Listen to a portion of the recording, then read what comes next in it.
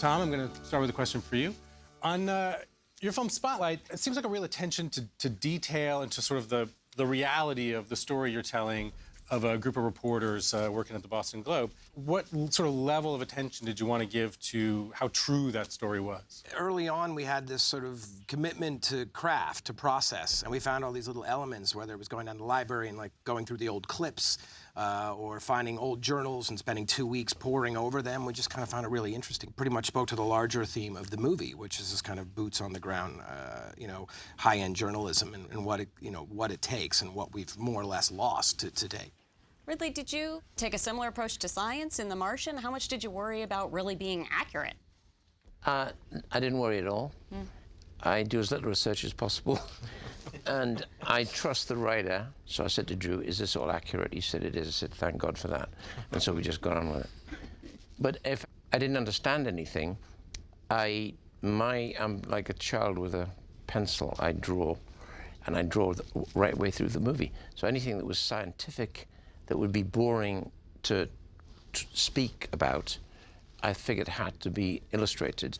Quentin, with The Hateful Eight, it's a period movie, but it's from your own brain.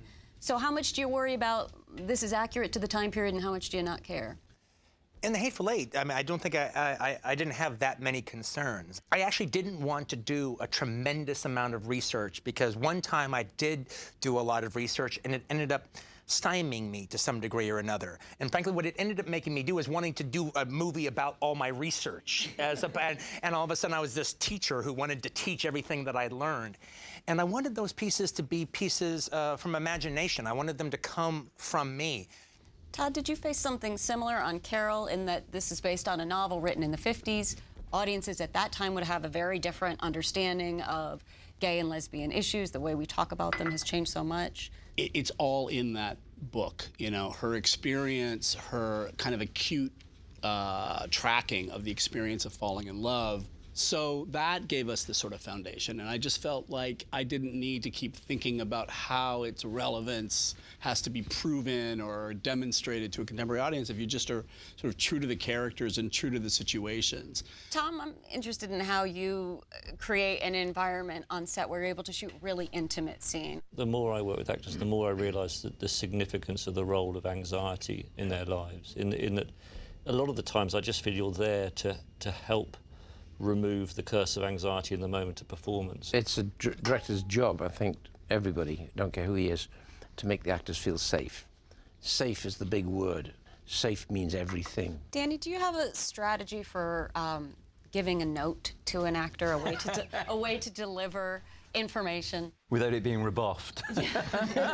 What I think outsiders think we do, which is like a hugely penetrative note comes in as a certain moment which just reveals everything to everybody. It doesn't really work like that. You're looking more for a kind of osmosis, transferring your feeling for the film and the concept of the film, the idea of what you're doing. And actually what you're doing is actually kind of illuminating their feelings in the way that best illustrates the story. How cool is it that your Apple commercial is an important plot point in your movie? Just How so cool important. is that? I know, it's like, it's unbelievable, isn't it? It's brought up as actually a story point.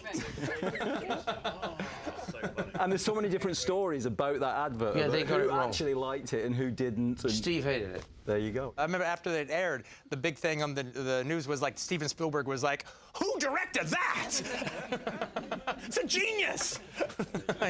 You're right, Steven. Exactly. Now, at a time when so much of kind of cultural momentum, even economic impetus, is with television, I'm interested in what it is that draws all of you back to working in cinema. Still to have that experience, to be in a movie theater and feel that and be impacted and feel when everyone's still, or everyone's laughing, or everyone's sitting up. There's no art form that we've ever had that has had where you show somebody's face 40 feet high and says, look into their eyes, and do you believe them? Do they speak for you? What I think is interesting is now, because of the democratisation of cameras and iPhones, kids can grow up with a feeling that it's not impossible to be a filmmaker, and it'll be interesting to see the effect it'll have on the next generation of filmmakers. Because for us, for me, it always seemed like a really difficult thing to do, which involved technology that was hard to get. You had to be like a hustler to do anything. Sure. And In a way, something about the scarcity, though, I think drives maybe that's desire and perseverance and really hunger. Well, how much do you want it? Are you going to base your entire life for the next 20 years on the chance that that might happen? Pushing that rock up the hill and not knowing can you ever get there, that is part of it. If you want to make a film, go make a movie. And stop whining. Yeah. Just do it. Shy a day. Apple. Get out on that. And so we will. So we thank you all for watching The Envelope.